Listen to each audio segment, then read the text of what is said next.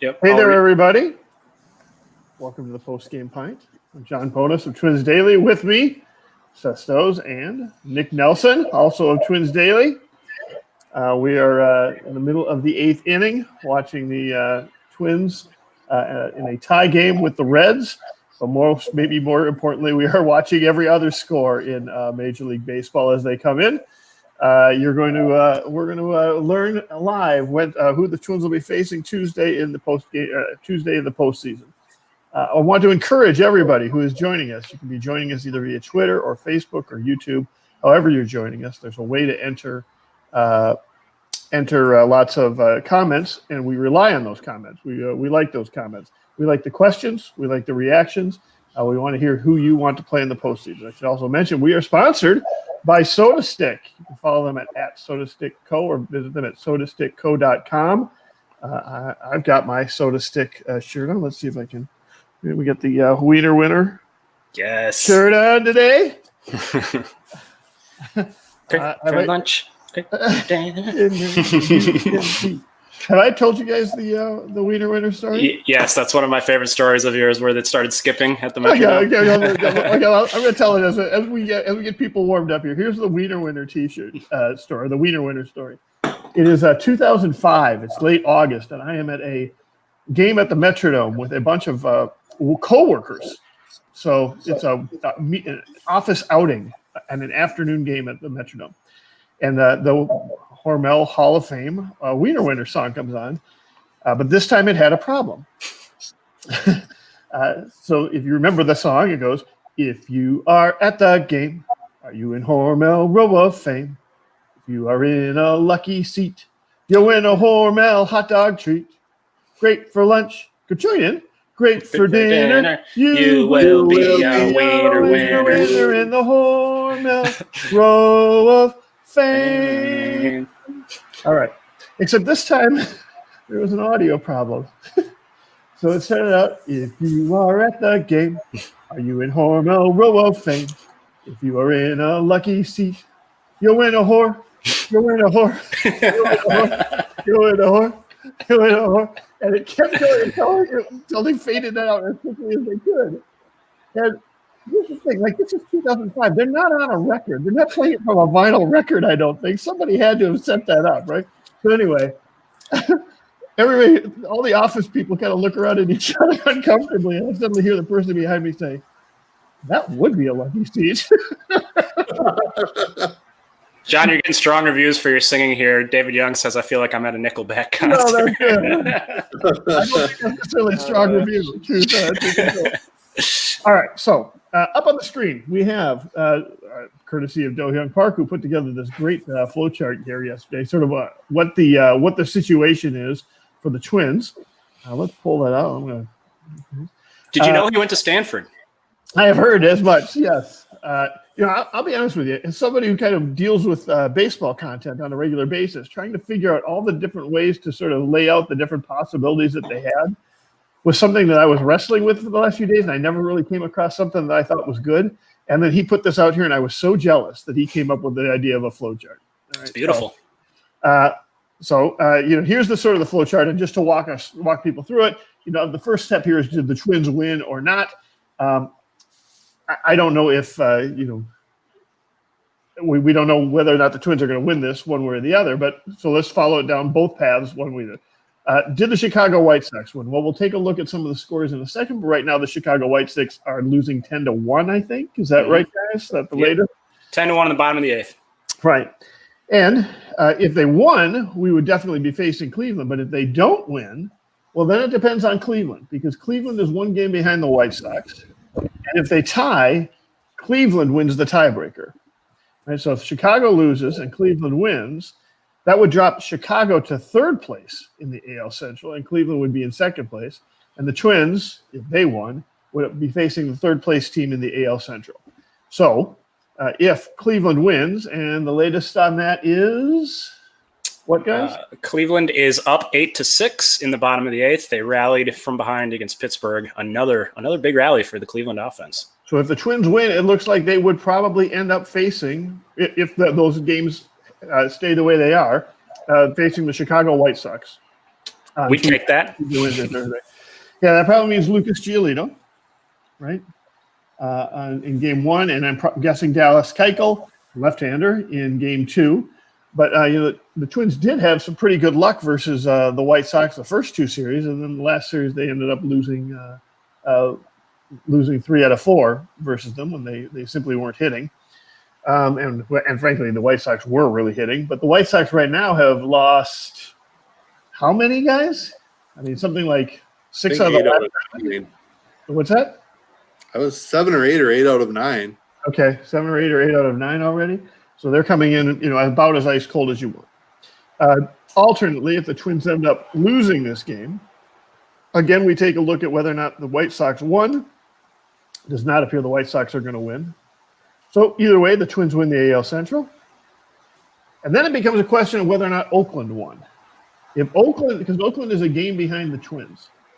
And if right now, what is the score of the Oakland game, guys? Let's see here. Oakland is up 5-2 in the bottom of the 8th against the Mariners. 5-2. If Oakland wins, then they would tie the Twins. They have the tiebreaker over the Twins for the 2nd seed in the playoffs. That would push the Twins to the 3rd seed in the playoffs.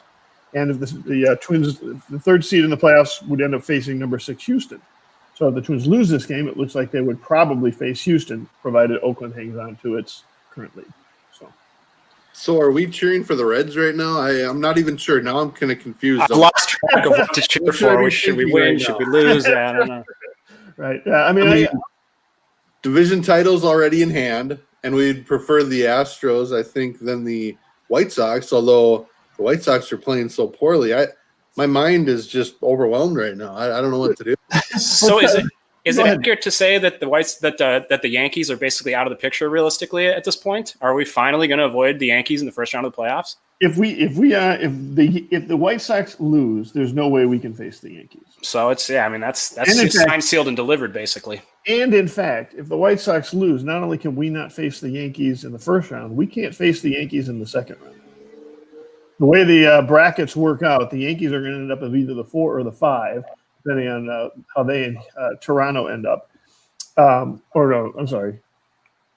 the 5 or the 8, depending on how they and Toronto end up. And if either way, the winner of the Twins would end up facing the winner of either, Oakland and or Houston, or who the other team, or maybe the White Sox or Cleveland, but they cannot face the Yankees in the second round. They're just in the opposite side of the bracket for the playoffs. So that would be the way that would work.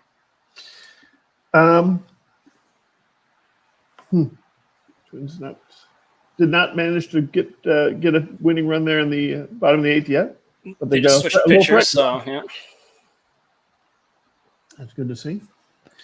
Now let's check in on some of the other games here that we've got. So I thought we'd take a look at sort of the chances of various teams ending up beating the Twins here, or not beating the Twins, advancing or winning their games. Let's see if I can get rid of this and instead share some Fangraph stuff.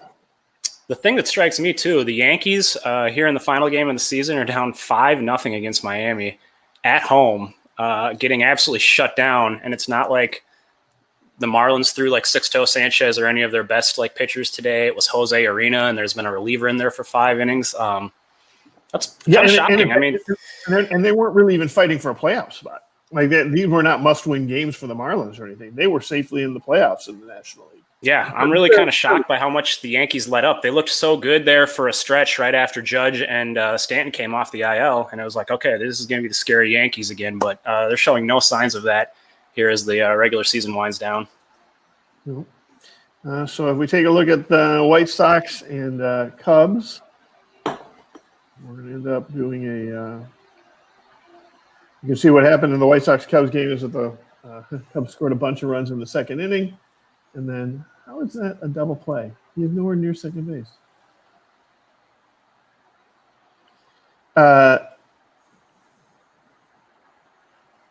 he said, what now the chances of the White Sox losing that are essentially 99.6% that the White Sox are going to end up losing that game. So that would deliver the Twins the AL Central, regardless of how things end up in this particular match. So how about the White Sox here in this final week? Looking like they're going to go 1-6.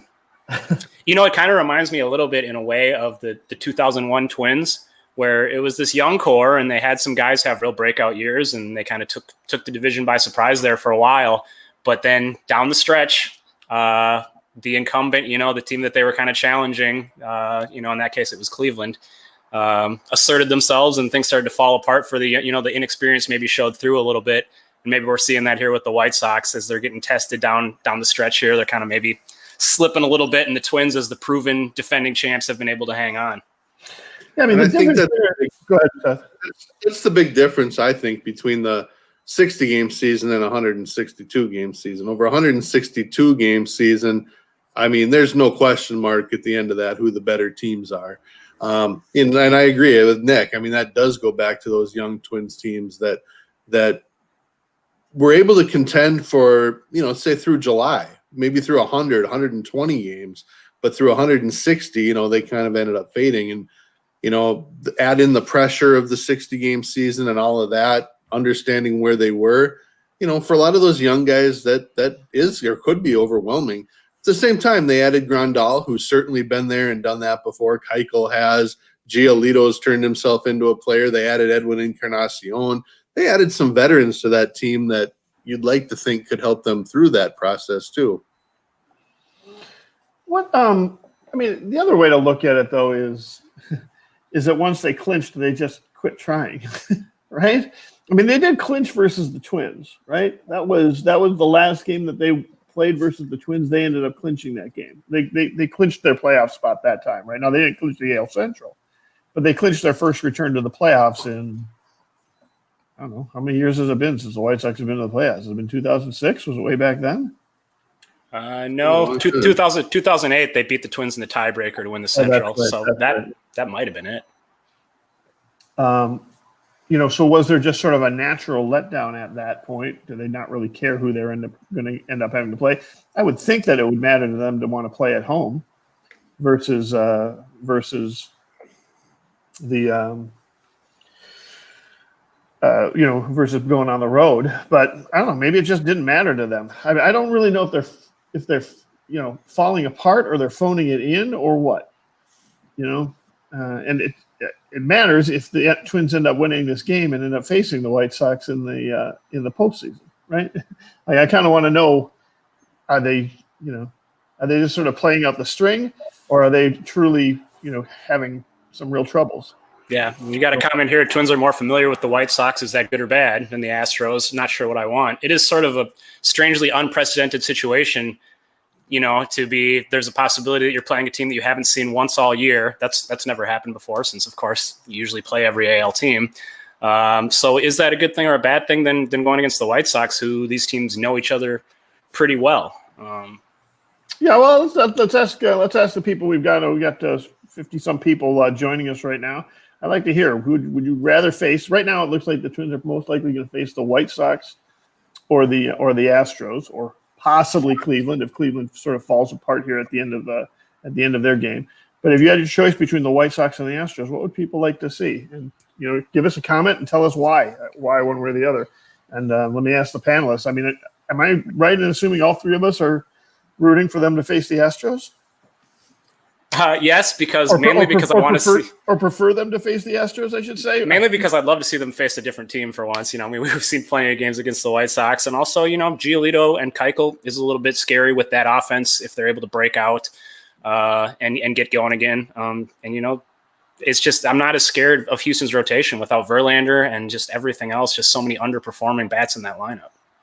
Yeah, I mean, Houston's got Greinke, and they have a couple of young guys. Urquidy, I think, is back, and he obviously pitched great in the World Series last year. They've got, Framber Valdez, who's been absolutely dominant as a starter for them. And they've got hitters who aren't hitting this year, but have hit in the past, and obviously have been there in the biggest moments of the playoffs. So my biggest question, I've asked this even, I think, last night on the post-game pint, we just don't know about the other divisions. We like to think that, the Twins, Cleveland, and Chicago have the third, fourth, and fifth best records, I think, in the American League. But what does that mean? We don't know how they would do against, Houston. Houston's a game below 500 coming into today, but how would they do if they played the AL Central schedule like we did? And to me, that's the unknown of the whole thing. But as Nick said, I just kind of want to watch them slice anyone other than the same teams we watched all year. Yeah, I kind of feel the same way. I do feel like the Astros. I don't feel like the Astros are phoning it in, right? I think they're just legitimately struggling. They're just a 500 team, and you're right. Without Verlander, I don't really see them having that much firepower anymore. Without Verlander and without their lineup putting up enormous numbers of runs, I don't see them having a ton of firepower. So I'm kind of the theory that I would rather face the Astros. Does that mean I should be actively rooting against the Twins here? Should I be looking for Thielbar to fall apart here in the ninth inning? That is the question. Nice Go Twinkies Go asks. I'm being informed I should be rooting for the Twins to lose. Well, depends on your preference, I guess, for the next round. But I do think, another part of the Astros thing, obviously, is it'd be kind of fun to have the baseball world at large behind us, right? Because Houston's going to be the villain in this playoffs, no matter who they're going against. Yeah, that's absolutely true. And is Marwin Gonzalez going to get asked those questions again, or will Tyler Clippard get asked those questions again? It'll be interesting no matter what they do. Yeah, that is interesting. Although I will say this, I'm not afraid of the White Sox. And that's not just because they haven't been particularly good for the last week and a half. Like, that team has seemed flawed from the very beginning. Even when they took 3 out of 4 in Chicago. Were they impressive, or was it just the Twins? I mean, a lot of that was just the Twins not hitting in clutch situation time after time after time after time. For the first game of that series, they basically fielded half a lineup. They had just come off of a series sweep or taking 3 out of 4, I guess, versus Cleveland, or maybe sweeping Cleveland. Anyway, they ended up with a commanding lead over Cleveland. So I think they were kind of on an emotional high. They weren't really. I think they got ambushed a little bit by the White Sox. Giolito, they faced a couple different times, and they've gotten to him several times. Now, they got to him in part because the White Sox defense was terrible, but the White Sox defense is terrible. Like, that's part of who they are. They just haven't been particularly good at that. And I think what you pointed out, Nick, earlier is that, lately what it feels like is what was driving a lot of their success was the development of a lot of their young hitters. And the league's kind of figured out some of them. And especially, a team like the Twins, who has faced them 10 times, should have all kinds of experience in shutting down some key aspects of that lineup. Oh, Seth, you're muted. Seth, you're on mute. Did it again. I agree, and yet Jose Abreu should probably be the league MVP. He's been fantastic, and the talent is certainly there. Yohan Moncada seems to finally be hitting a little bit too. They do have decent pitching. They do have some veterans. I mean, I don't feel good about going into that playoff series with Chicago because we've seen it in the Twins situation where they've clinched early and kind of glided into the playoffs, and we've seen it where they've had to be on a tear to make the playoffs. And in both cases, it didn't really have any effect on what happens in the playoffs itself. So I'm not really sure what to think on any of this. I do know that they have a ton of talent, but that's going to be the situation with any of these 8 teams. They have a ton of talent. Yeah. One of the things that we talked about a little bit on the Gleeman and the Geek show on KFAN yesterday was that the other thing, those teams, the Twins sometimes came into the playoffs really hot. Sometimes they came into it with a long layoff, but they never really had a great starting pitching rotation. Or beyond Johan Santana, they rarely had a great starting pitching rotation. I feel pretty good about this starting pitching rotation. Now, I don't necessarily feel great about facing if they end up facing Bieber or Giolito in Game 1, and that I like Kenta Maeda a lot. I just don't think he's at their level right now. But I feel pretty good about Games 2 and 3 with Barrios if he's facing Keuchel or Pineda who's facing whoever as they kind of get things figured out. I don't know. Do you guys should I be we're seeing the Twins offense struggle again today, and we've been seeing it struggle off and on now for the last 2 weeks. But the pitching has given me some hope. They still are finding some ways to win some games.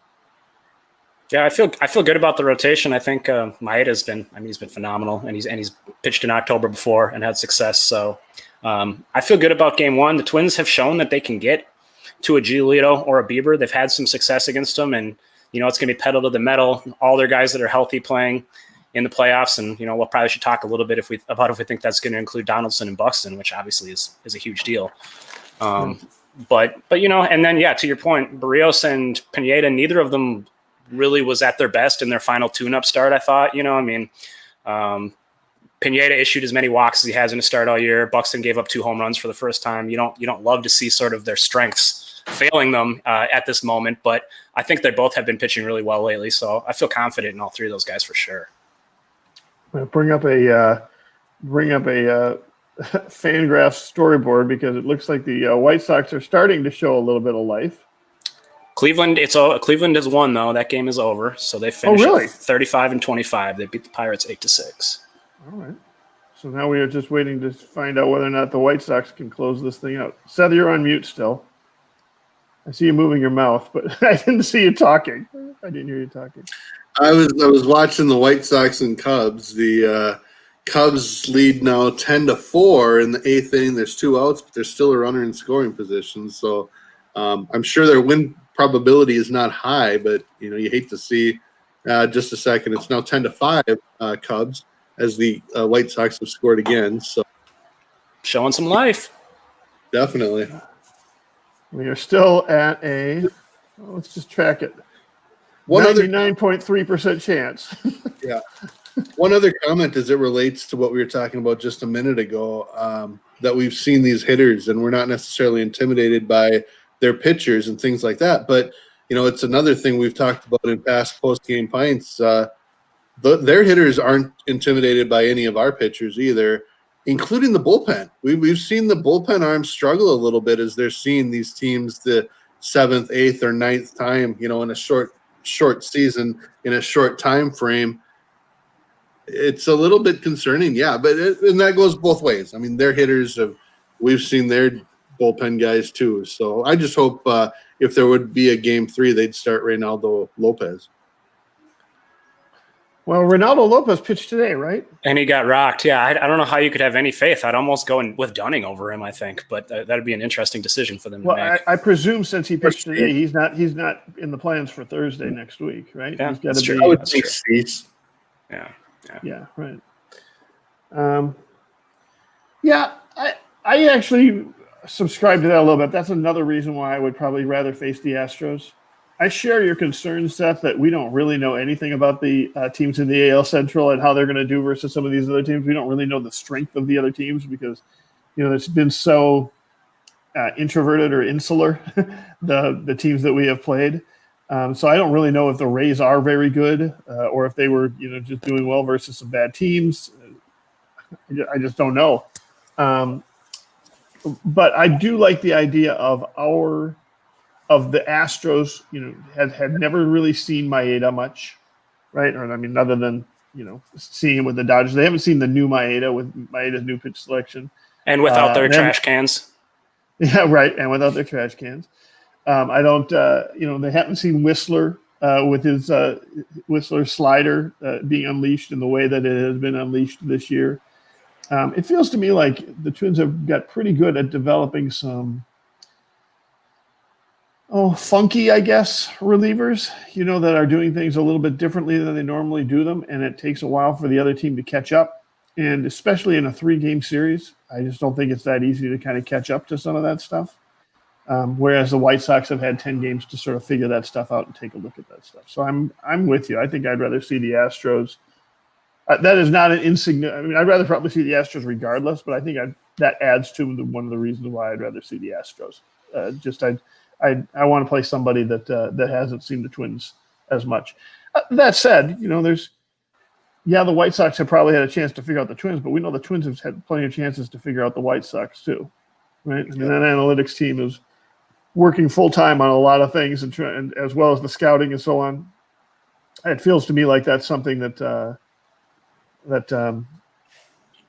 could be an advantage for the Twins too, their familiarity with the White Sox. Hey, I've got a question for you guys. Rich Hill was pretty good again today, and he's been really pretty good in his last, 5 out of his last 6 or 6 of his last 7. Is he on the playoff roster for the wild card series? Is there any role that he could play in this wild card series, or is he off the wild card? And how confident would you feel about him being the number 4 starter, or maybe even the number 3 starter in a subsequent series? I think he's looking good. I was wondering about that earlier today. I mean, the only way he makes any sense on the first round roster is if they feel like he can pitch in relief on short rest in a game 3, right? Which I don't know if they would be comfortable with that. They've been so careful about his arm. I mean, he's 40. He's coming off elbow surgery. I think rarely has he even pitched on regular rest this season. It seems like they've always been trying to give him at least one extra day. So, being that it's the playoffs and it's kind of like this is what they signed him for, he has that experience and he's pitching really well right now. I do think I could see them saying, okay, if Pineda has to come out early on Thursday in a game 3, you're going to be our guy. I still think I'd take him on short rest probably over Smeltzer or Dobnak right now. I really like the idea of Hill being sort of a long relief option in the out of the bullpen.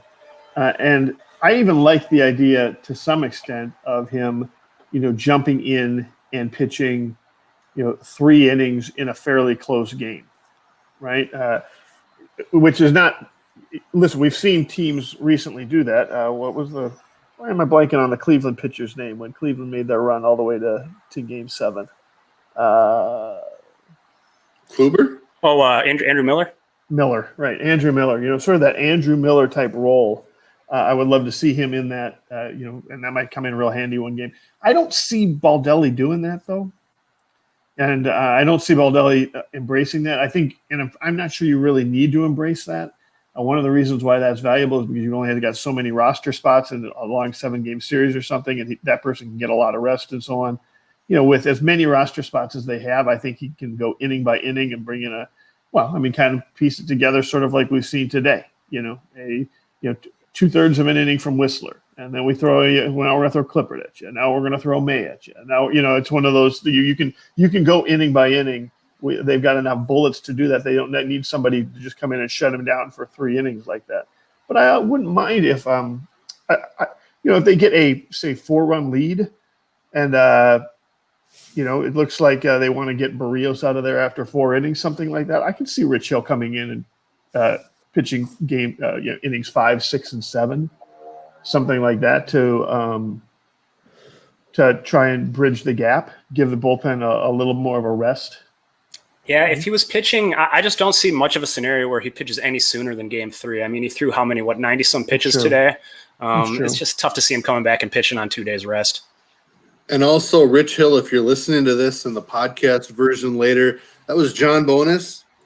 I think just would like to see you in an Andrew Miller type. Sure, that's exactly right. More fastball with a devastating slider. You can do that, right? Yeah.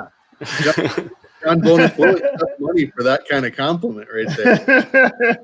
That's right.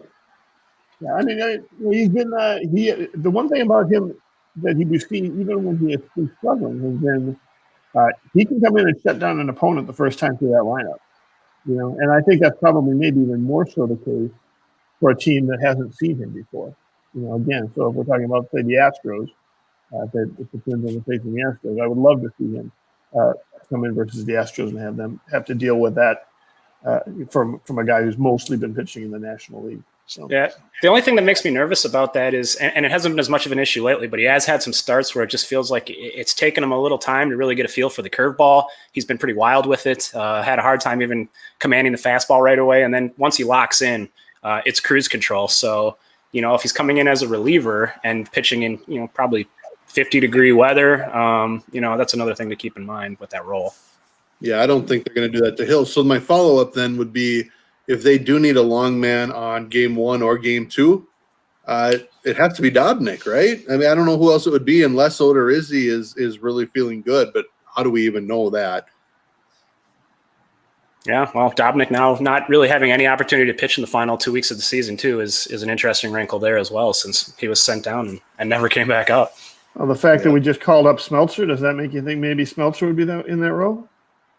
and he might, as a lefty, be a good alternative coming in after Barrios or Maeda. I don't know how much confidence necessarily, because he hasn't been on the big league roster and actually pitched in an all meaningful situation in probably a month. So it's just, I don't know. I don't know. It's worth pointing out that the White Sox have just scored 5 runs in the bottom of the 8th to make the game 10-6 over there.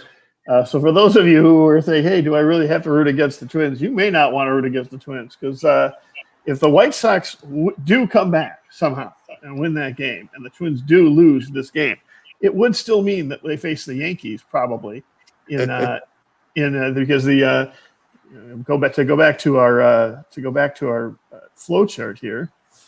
Pull that up. Yeah, and the thing is they had Luis Robert up with 2 runners on and 2 outs, and he struck out. I mean, that it could have been 10 in a hurry. Right. Yeah, you're right. It could have been 10-9. You're right. If the White Sox somehow come back in that game, right? We go down, and the Twins were to lose. Well, now we go down this path. And did the Yankees win? No. But did Toronto win? No.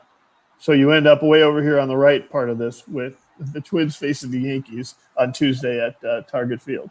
So I don't know. It's got nice that we got a little more interesting. Yes, everything's still up in the air here with as the season winds down. It's kind of fun. Right, we are in the right. We're in the ninth. We're in the bottom of the 9th, and we still don't have any idea who we're going to end up facing here. We've still got 2 or 3 options here. Twins still tied 2-2 against Cincinnati here. 2 outs in the bottom of the 9th, and Polanco is batting with Sano on first base for those who are not watching the game. Right. I'm going to try and pull up this. I think we're going to keep open the MLB scores, real-time scores here, so we can react to that as we kind of break this down here. So one thing I guess I'd like to pick your guys' brains about, what do you think are the relative odds that Buxton and Donaldson are in the lineup on Tuesday? That's a tough one. It's a tough one because if it were a longer season, both of them probably are on the injured list. But with the playoffs starting, I feel like you almost have to just go with them and hope.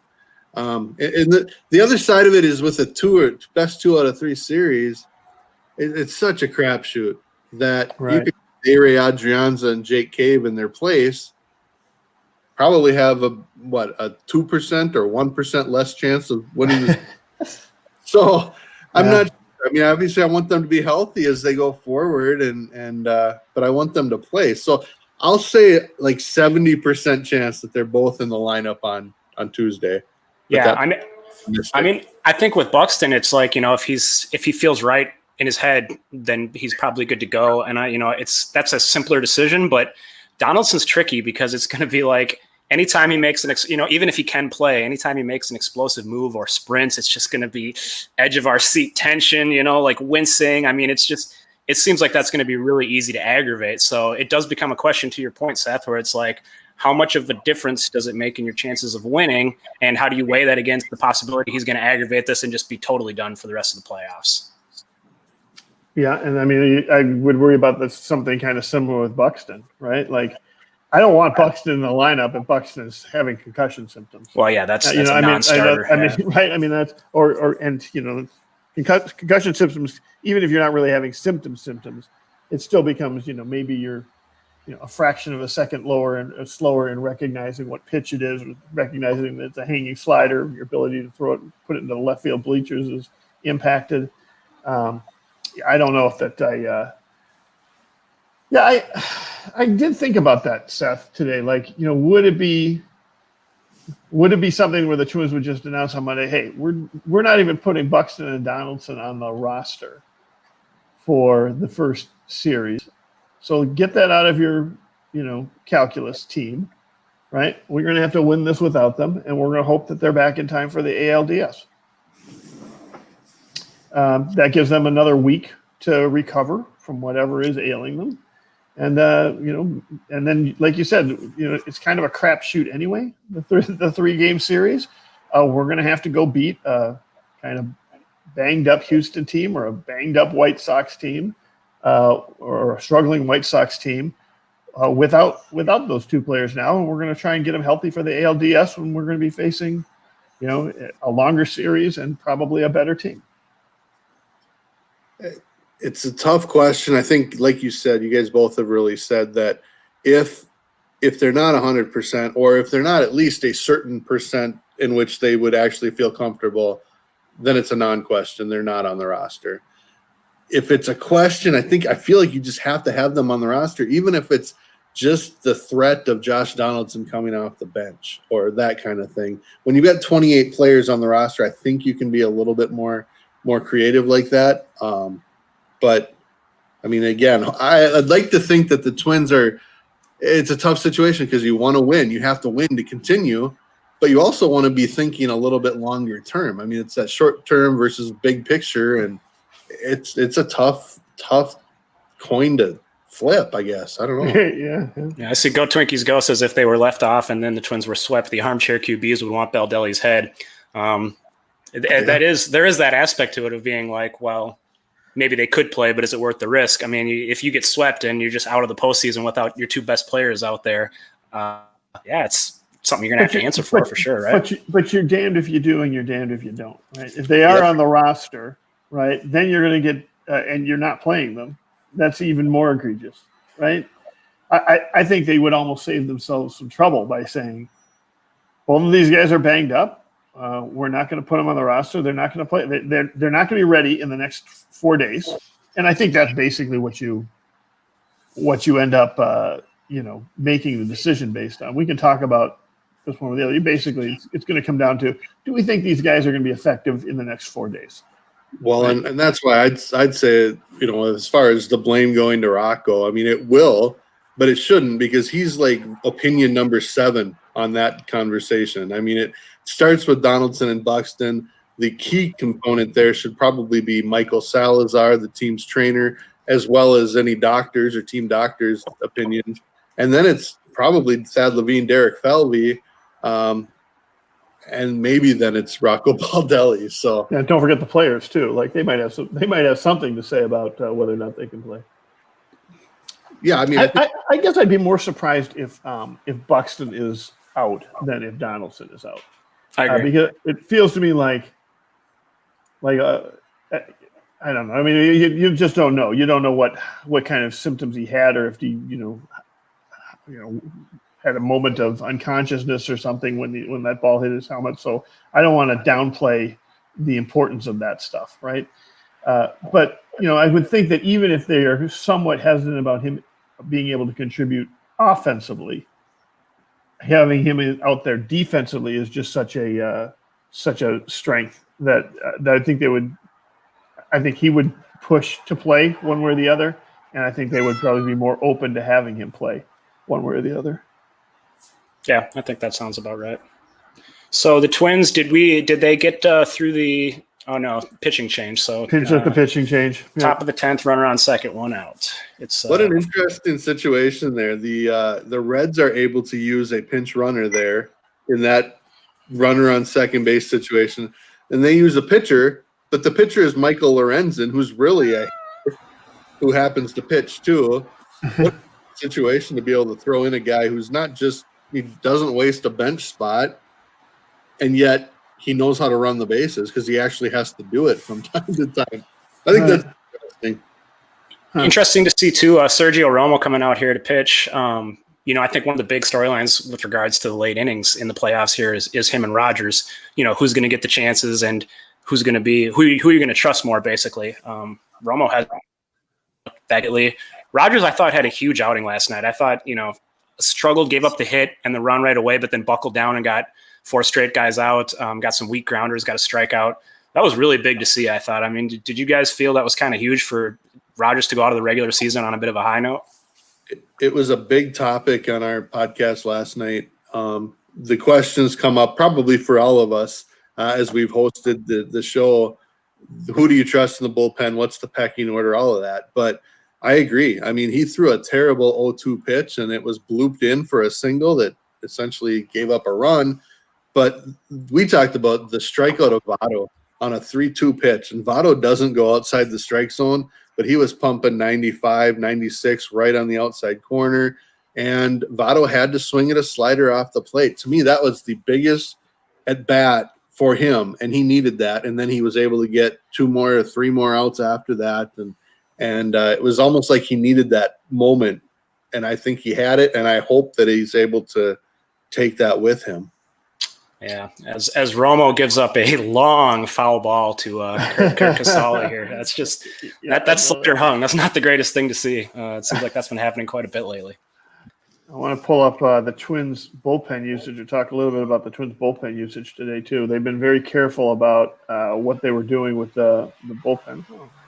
Open up on the thing. You guys are like 2 minutes ahead of me, by the way. It's no fair.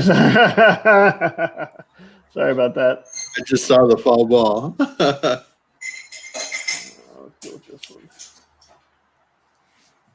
I've noticed that Rocco's been going through the bullpen. Now, they've only got 1 day of rest here before the playoffs begin on Tuesday. So I was kind of interesting to see just how much he would use or not use some of these folks. So I just pulled up, sort of where things were going into today. Here's how many pitches everybody has thrown in the bullpen. Whistler threw 13. I think he went 2/3 of an inning. Clippard threw 15. May threw 16. Thielbar 14. And now Romo's on his 4th pitch or something like that.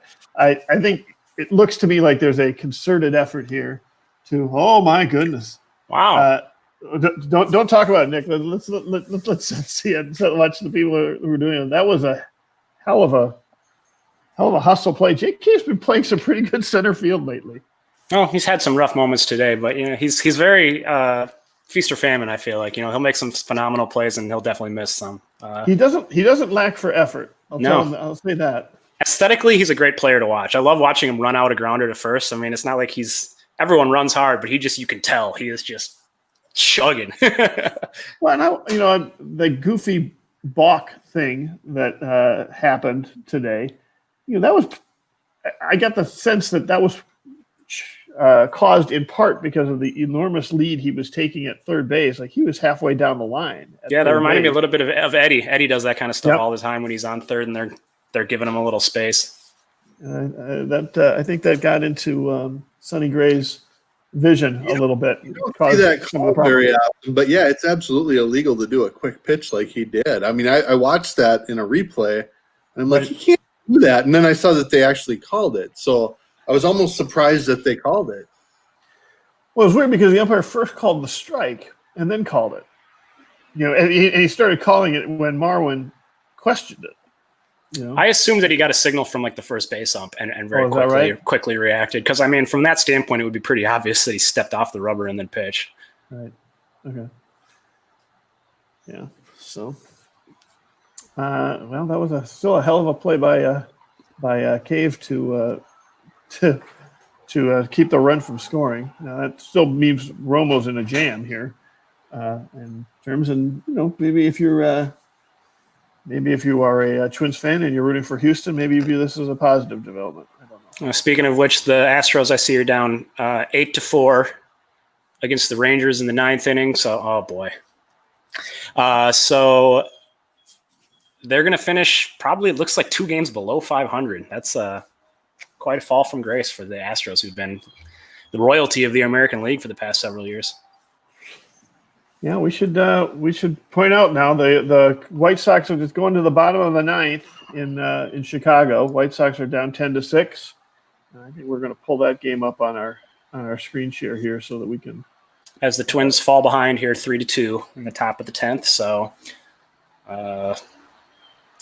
be nice if the Cubs could finish that job over there.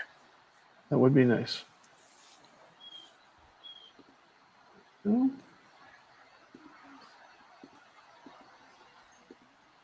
yeah, I think this game means a lot more for the Reds. So, I mean, the story on that side is fun. I mean, typically honestly, I haven't watched a baseball game other than the Twins in probably 3 years. But it is fun to see how this season is playing out. We knew it was going to be a sprint rather than a marathon, and you knew that these types of things where a sub-500 team would get second place in the division, much less a third place team. So the way it's played out in the National League is everybody's about 500 except for 2 or 3 teams. So it's definitely played out right to the final day.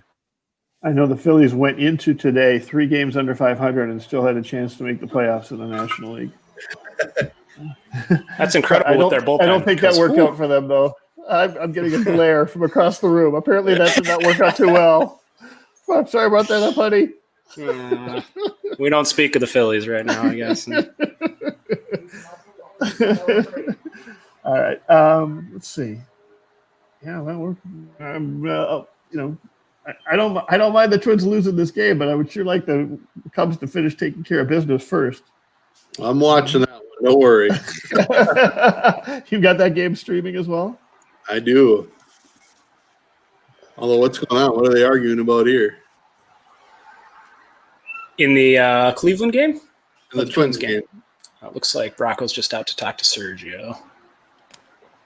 Double play would be nice. I wonder if there was a block that they. Oh, because Cano wasn't on first base. So Jorge Alcala is warming in the bullpen. Yeah. You wouldn't like to see Romo have to get pulled out of these games because he can't finish the inning. And I don't know if Rocco would have considered it ideal to have to be covering extra innings here on this last day of the season. That's probably a less than a best case scenario in terms of just wanting to keep all of his bullpen arms as primed as possible. Real quickly, the White Sox have now cut the lead to 10-8 thanks to another home run, I believe. Oh my! It's 10 my! Oh my! I think that's Grandal. Oh. Yeah, 10-8. 6 on Fangraphs. Nobody else, by the way. See if I can get this update here. At 10-6, it was up to a 4% chance of winning that game. Yep. This would be an epic finish here. Like, honestly, you have to start talking about supernatural causes when the Twins were 0-13 versus the Yankees finally look like they're going to face some team other than the Yankees, and within the last the White Sox would come back from a 10-1 deficit to force that the Twins actually end up having to face the Yankees again. That would be unbelievable, right? And the Cubs are going with someone named Dwayne Underwood Jr. here in the 9th. I've never even heard of that guy, so I don't know. Jose Abreu coming up too. This is just wonderful. I'm a little amused. As Sergio Romo walks, the bases loaded. May not see 3 grown men start crying here in the next couple minutes. I tell you what, it's going to be something if the Twins end up still facing the Yankees after all of that. Especially after the Yankees lost today, and they would not have faced them had Toronto won too. Toronto managed to blow it, and then they're flashing on Fox Sports North. They're flashing over to the White Sox game now. So I guess the question becomes, if the Yankees are coming back into the picture here, I of course am very much of the mind that I do not want to face the Yankees. I am afraid of their supernatural hex against the Twins, but this is not a team that's been playing very well. Let's see, 1, 2, 3, 4, lost 6 of their last 8 games. They're so streaky. Before that, they had like a 10-game winning streak, and before that, they lost like 8 of 9. But the Twins theoretically could be catching them on a cold streak here. Their bats haven't really been showing up, and it's not clear they have a ton of pitching after Garrett Cole. So is it really the worst case scenario we're treating it as here as we sweat and fret the changing scores? It has nothing to do to me about their actual team this year. You know what I mean? It's it's not as I take a look at that team and I see a flawed team. I think every American League team is a flawed team. I think it's a little bit, it's truly sort of I don't necessarily feel one way or the other. Like there's one clear team I really want to avoid, or there's one clear team I think is much worse than all the rest. Right? I would probably put Houston and the Blue Jays towards the bottom of that list, but beyond that, none of those 5 teams are much better or much worse than each other. Right? It's just that I don't want to face the Yankees again. I would like to avoid it. This comment puts it pretty well. What is going on? We're all kind of wondering that, right? So to give the quick update, Jose Abreu struck out. Edwin Encarnacion flew out with 2 outs and down 2-0. And an 0-2 count. Luis Robert is batting. That is correct. Wow. Yep. Okay. We're watching it live here. We got about- it streaming. I should have some champagne ready here. I don't think I have any available to me. But it should be a 1-2. post game. You literally have news within a minute. It should be a post game flute for today, maybe. Oh, wow. So Sergio Come Romo has on. walked in a run. I see a comment from Dane here. I understand Twins fans are fascinated with Sergio Romo's beard and antics. Is he actually a pitcher we can rely on in a big game? Stuff isn't impressive either. Throws slider after slider. I mean, let's be clear. I mean, Romo has pitched extremely well, generally speaking, in a Twins uniform. And he's got tons of postseason experience. I mean, this is a guy who's been on the mound when World Series have been won, right? So he's got the big game experience. Which is all a nice way of saying, no, we get it. He doesn't have great stuff, and no, we don't totally trust him. It's hard to trust him right now. He's looked bad. He's looked bad lately. I don't. No matter how good he's been, I've never felt comfortable when he comes.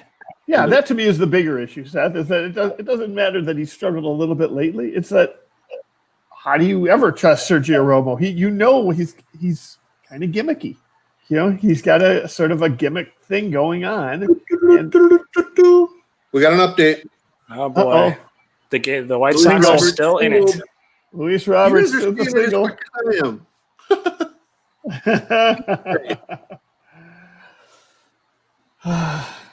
Yeah, I'm with you, Steve.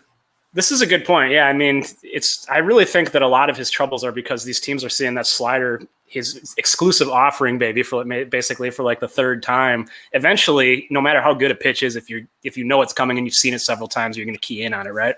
Yeah, and for those people listening to the podcast, we just had a comment from SD Burr saying that he doesn't totally trust Romo, and he agrees that we probably better off with somebody that we haven't seen before, haven't seen all this time. So, and I tend to agree. Although, I mean, listen, we're facing the Reds for the first time this year, and he's struggling too. It's true. Although I guess everyone in the league, we faced 10 times, right? Everyone in the league knows Sergio Romo by this point, right? He's been around for so long. Well, that's true. That's probably true. Pitching change in Chicago with 2 outs. So yeah, that's a great point. And I mean, maybe I guess they're getting everybody in a little action before Tuesday. And my guess is if I assume Alcala's coming in here, it's Devin Smeltzer's game from the rest. If it continued beyond this, if the Twins tied or something. I think they pulled Romo in part because he wasn't being effective, but I think they're mostly pulling Romo because he'd thrown enough pitches and they want to give him an off day and have him available on Tuesday, right? I think the plan was one way or the other. Nobody in the bullpen was going to reach the 20 pitches today. You know what I mean? Everybody was going to get in for a little bit. and then if we end up winning or losing the game, then we end up winning or losing the game. Well, Alcala, who's a guy who has still kind of, I think, an undefined role for the postseason, I'll be curious to see sort of how high on the totem pole he is and how, what kind of leverage Rocco wants to go to him in. But here's a pretty good final audition, right? Coming in with the bases loaded in the 10th inning of the final game of the season. Seth, how do you like him in the Andrew Miller role? I'm good with Alcala in that role. I'm good with Tyler Duffy in that role. But honestly, after that, I don't know that I have a ton of confidence. No, I mean, Taylor Rogers, when he's on, he is Andrew Miller in that role. If he was given that role, he's just not there right now, but he could be in the playoffs for that playoff run. I mean, the stuff is still there. The velocity's there. He's just not something. Right. Yeah. All right. They brought in Andrew Chafin. Yeah. Two with a 6.75 ERA so far this year. Well, the good news is that Nomar Mazara, knock on wood, has not had a good season and is not a great hitter. So I guess that's the guy you'd want up for the White Sox. I knocked on wood and the dog freaked out. Yeah, the dog not impressed with Nick's comment there. Went flying across your view, and a ladder fell. So. Oh yeah, Char's all worked up. I'm getting all worked up. It's nerve-wracking. I just want to see this last out cross the screen and just not have to worry about what happens in the Twins game so much here. Yeah. 0-1 count. Mazzara has certainly hit his share of home runs in these years. He absolutely has. I want to say he's like 24 or 25, and he's got like 80 career home runs. That's a nice trajectory. He's a fantastic hitter, obviously one of the best. Trying to do the reverse Nick thing. At least the dog isn't barking at me after that. Oh my. Chapin getting calls against Mazzara too. Things continuing to deteriorate for the Twins. They're down 5-2 now after another RBI single. So, I mean, if, it's 0-2 count for the White Sox here, if things go as we're hoping they do right here, this is the scenario that we kind of were talking about how we wanted, right? It's going to be the Astros if these two games play out as they're looking right now. Awfully long break in the White Sox Cubs game in the updates. Did something big happen, or did the game end? We're at 0-2 right now, and there's a lot of timeouts and stepping off and stepping up. It's really annoying me. Like I said, I haven't watched another baseball game other than the Twins all years, and now this is happening. But we got to. I mean, with the Twins falling down 5-2, we were talking about whether or not you face the Astros or the White Sox. Now it's looking more and more like the question becomes: the Twins have probably a worse chance of coming back than the White Sox do at this point, right? They're down 3 runs going to the, and they still aren't out of the inning. It's kind of interesting. What a weird scenario we find ourselves here at the end of the season, where we're watching the White Sox Cubs game on Gamecast and much more tuned into that than the extra inning Twins game. Yankees or Astros is now how it's looking like we're in a lineup. My God. By the way, I agree with Rennie here. This infield in stuff is awful. I get it in this situation because you do have to cut off the run at home. Nothing really you could do in this situation for the Castellanos thing. But in general, I'm really not a fan of the infield in weird situations, and I haven't seen it pay off yet for the Twins. Oh, my goodness. Quit going to 3-2 counts on everybody, Cubs pitchers. Oh, boy. My goodness. They're not going to let us relax, are they? This is going to be epic. What a finish. Well, what do we got? Strikeout. That's it. The Twins have won the AL Central. The AL Central. Should we sing again like we are the champions or something? John, you want to lead us in song? And I gotta say, for all the talk about the White Sox, for the experiences that the Twins have had with the umpires, that the White Sox have had with the umpires, the called third strike that just ended the season for the White Sox and ended their Central title hopes was way outside the strike zone. Mazzara's out there. Yeah, Mazzara's barking at the umpire. Gosh, it was a pretty bad call. It was down. Yeah, it was down and away. According to the Fox box or whatever they call it. But, it was well framed and it was a pretty good pitch. But yeah, they're out there barking a little bit. So the Twins, at this rate, it's looking like it's going to be Twins Astros. We should mention again, we're sponsored by Soda Stick. Use the code TwinsDaily, all one word, and you're going to get free shipping on your Soda Stick stuff. They've got a lot of great stuff at Soda Stick that you will enjoy, including the Wiener Winner T-shirt that I'm wearing right now. So, we got a comment in there from Rennie, and of course, knowing Rennie, and I know Rennie, and he lives in the same town I live in. He's talked about he has a comment there about the Twins backing into the playoffs. Which, if the Twins lose, that's fine, but are they 36-23? I think it's kind of hard to back in when you win 62% of your games. I mean, yeah, this is ugly, but this team has played better than I think a lot of us give them credit for. Yeah, Randy, and it's been no hard the pitching has been so good. I mean, it's the offense has been so hit or miss and has had so many slumps, but the pitching has really consistently been strong and has won them a lot of games. Which I guess in the playoffs, it feels like that matters a little more. It's harder to rely on your offense coming up big against the best pitchers in the postseason. Well, we've talked about that. The Twins typically haven't had the great pitching going into the playoffs, and they've usually had some, at least, really good hitters. I mean, we've had a lot of good hitters, and that hasn't worked. So maybe this other, like you said, Nick, maybe the other way around is hopefully going to be the key, and that might be super slow motion. He might be safe. Yeah, I think it he was. safe. So I see a comment here too. Where was this? Oh yeah, Easy Money for Sure says, just read that Romo has allowed every inherited runner this year to score. I was a little dubious of that, but I looked it up, and yeah, coming into today's game, it was 5 for 5. So he has allowed a 100% scoring rate for inherited runners, which I guess maybe would reinforce the notion that he should be coming in fresh and starting innings as opposed to ever coming in with runners on base. I think I would probably subscribe to that. I'm good with, I think it's fair to say that giving up every inherited runner is not ideal. No, it's not what you're looking for. Yeah. That's some analysis. I'd also say that for the most part, I think one of my favorite things about Baldelli is he does a good job of not bringing guys into tough situations. How did they call him out? Really? They confirmed that call, huh? Well, they just didn't overturn it, right? Yeah, they may not have confirmed it. I think they left it unconfirmed, probably. So if you're just catching up now, what the White Sox are losing now means the Twins are either going to be facing the White Sox or the Astros, depending on how this game ends. If they lose, like they are right now, 5-2 in the top of the 10th, they would end up facing the Houston Astros, which is, I think we all agree, like the best case scenario, other than maybe the Blue Jays, and maybe even more so than the Blue Jays. I mean, if the Houston Astros finished under 500 this year. Yeah, finished under 500, and after losing their final game on the road today, they went 9-23 on the road, compared to the Twins, who of course have been the best home team in the major leagues. So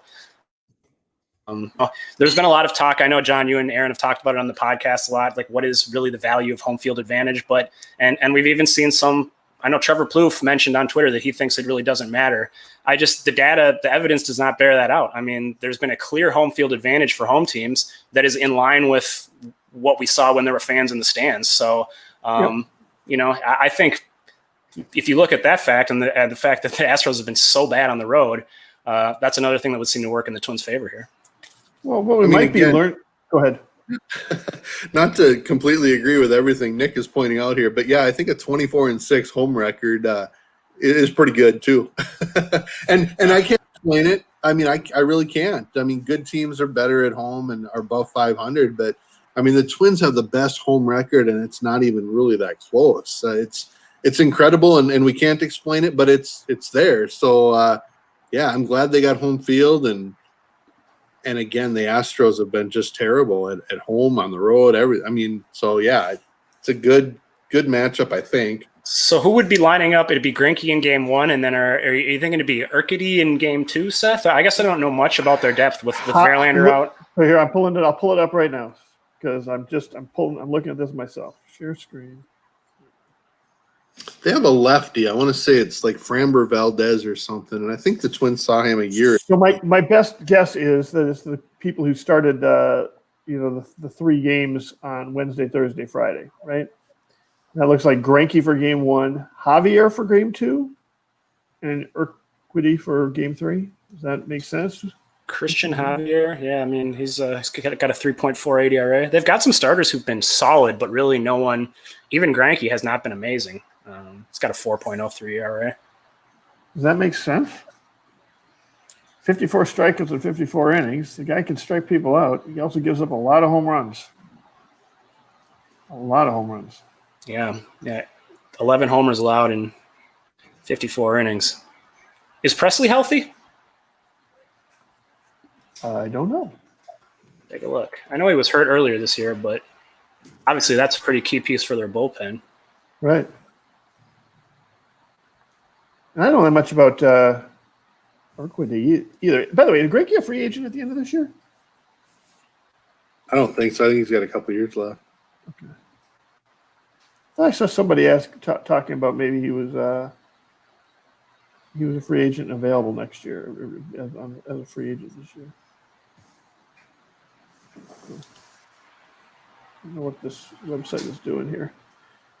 Back up. By the way, we apologize for not having researched all 5 teams that the Twins could have played.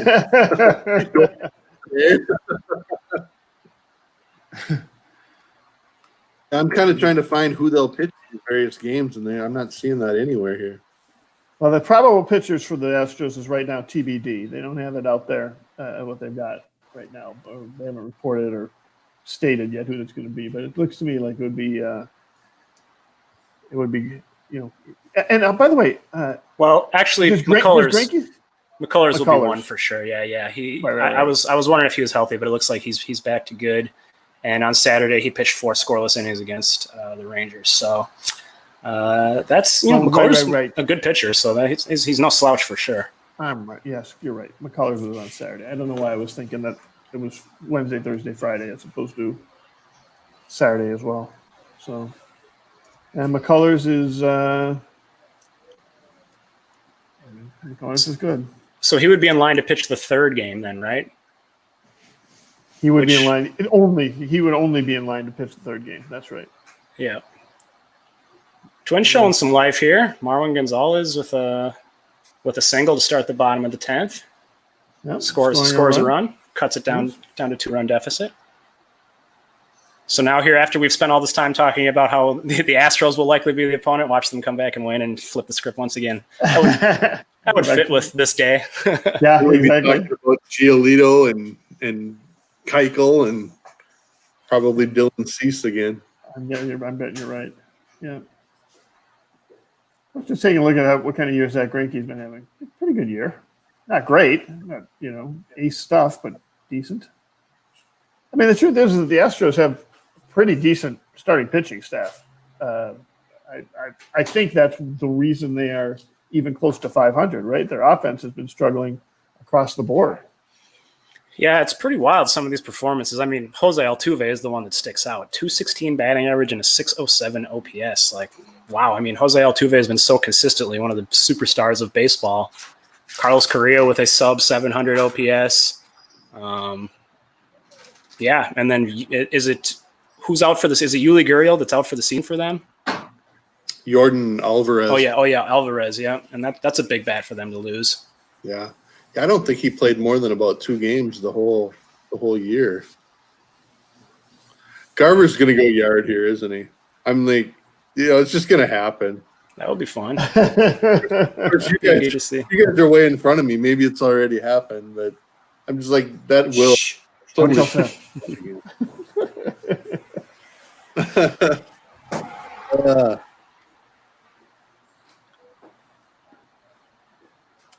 Actually, I just took a look at how many runs the Astros have scored this year. They've actually, runs per game, they're a little bit higher than the Twins.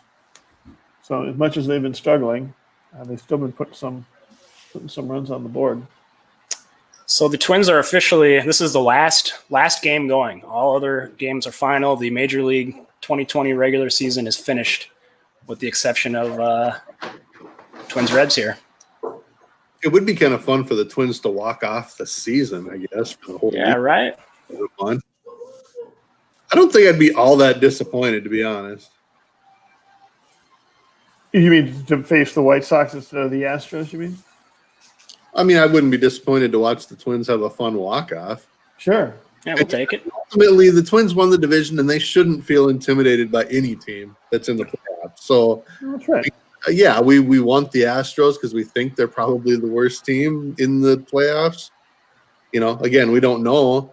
But I feel like this team, this organization, the tone that they set, and I think, I know, John, you were down in Fort Myers. I don't think, Nick, you went this year. But just the tone they set this year in Fort Myers by not running away from knowing that they should be a good team. Like, I've never seen the Twins do that before. They usually play the humble card. And they were like, no, we should win. We should be a World Series contender. And I love that. And, if they win in a walk-off, which would be fun, I guess they should just feel good about going against the White Sox as the 2 seed. Did Marwin Gonzalez just steal a base? Wow. That's the upset of the 2020 season. One of the slowest people in baseball. I mean, I'll say this for this team. They are, handicapped without Donaldson and without Buxton. Dong slapped by H-Town, says 27 Sports. Okay, well, we'll see. There's a little. Is that legal? Shock from a parent Astros fan in the feed. Well, if they can't be slapping on any trash cans, I don't know if that's going to happen, but we'll see. As long as they don't have those electricity things in that general area, they're probably all right. Oh, you like you said, with you don't really know how good the Astros are or aren't, right? We came into this season kind of thinking the AL Central was down. The NL Central was probably the worst of the National League divisions. AL Central was maybe the worst of the AL divisions.